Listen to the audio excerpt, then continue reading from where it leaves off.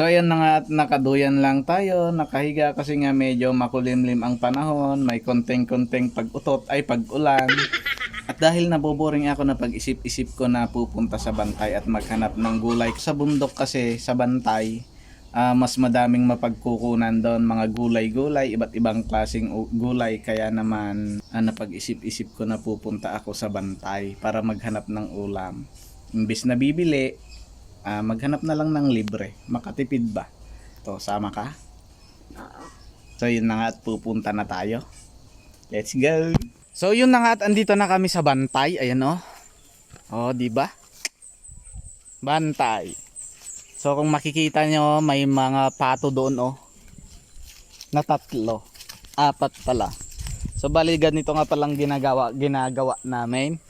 Pag wala kaming ulam sa baba, para iwas bili, iwas gasto, pupunta ka dito sa bundok para maghanap. Kasi dito madaming mahahanap dito. Kagaya nito, merong turta dyan oh.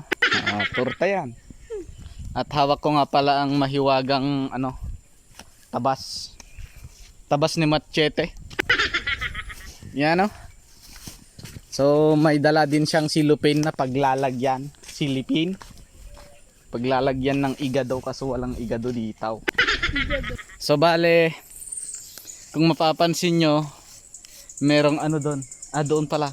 Merong kawayan doon. So bale naisip ko lang na tignan kung baka sakaling may rabong, labong, or ano pa man sa tawag dyan. So basta yon ang hahanapin namin. Tignan nyo dito sa bundok.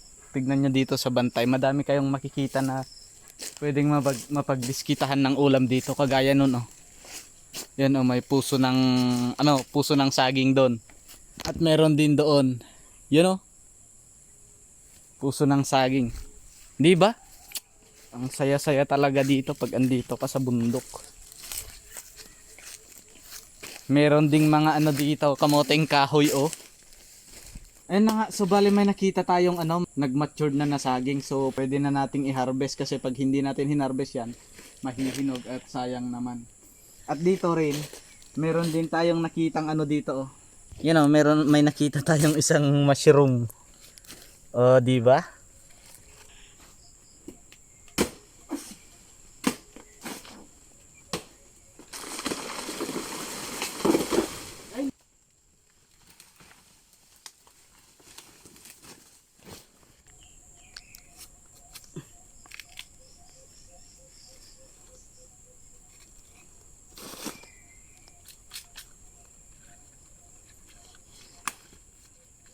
Ayun oh.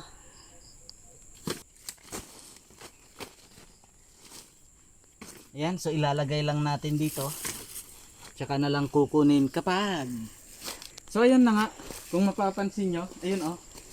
Kung makikita nyo, yun oh.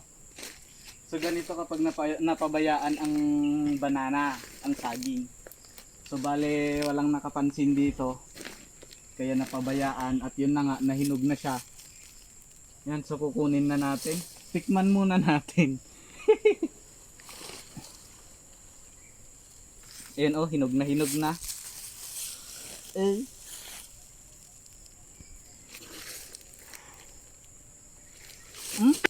Di ba? Yan, so kukunin natin yan. Ow! Ang bigat pala. Yun oh. Yeah. At syempre, bubuhatin natin yan. Yun na nga at andito na tayo sa puno ng kawayan. Kaso ang problema, ayan oh. May nauna na pala. May nanguha na. At wala silang tinira kahit isa. Pero di bali na.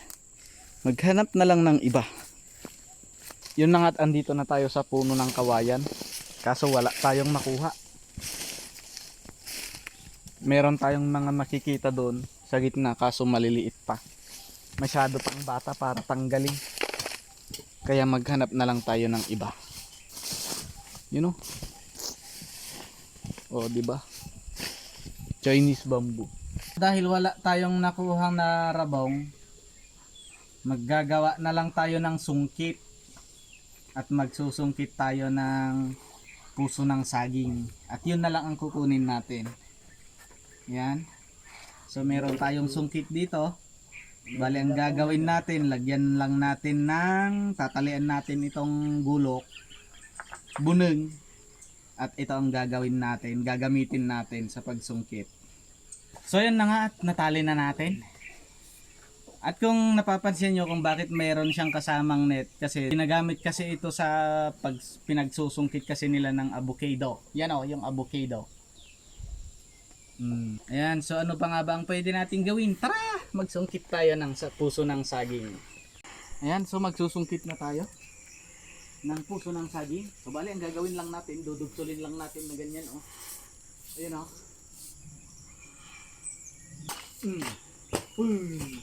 Bruce eye.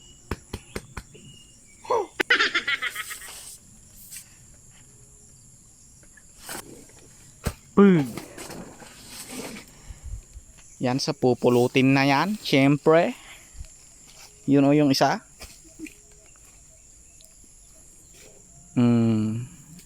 Tapos yung isa pa.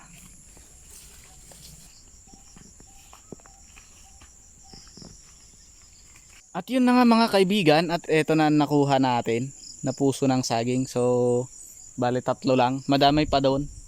Madami pa tayong makukuha doon, kaso kasya na yan, madami na yan. E di solve na ang panggabi natin ngayong araw.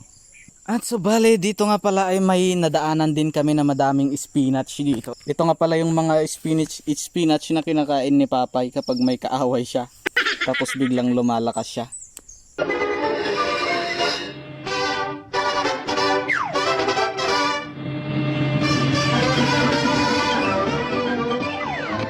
At dahil madaming spinach dito, syempre kukuha din tayo. Yan. Yan o, ang tataba pa naman. At syempre, alangan naman na palalagpasin natin yan. Syempre, kukunin natin yan. Masarap din to. At syempre, dahil sunod ng sunod itong matandang ito, kaya naman, pakukuhanin din natin. Yan o. Oh, syempre, kukuha din yan. Magaling din yan. Ito nga pala yung wild na spinach. Yun o. Napakadaming spinach o. Yun o. Spinach lahat yan. Ang sarap manguha. 2,000 years later, yun na nga at eto na ang mga nakuha natin. Yan ang kung makikita nyo ang tataba nila. Yun. So yun na nga at eto na ang mga nakuha natin. Yan o. Napakadaming spinach. Puso ng saging. At saging na hinog. Meron pang hilaw doon pero hindi na natin kinuha. So yan. Sulit ang pagpunta natin dito sa Bantay ngayong araw. Yan o. Okay.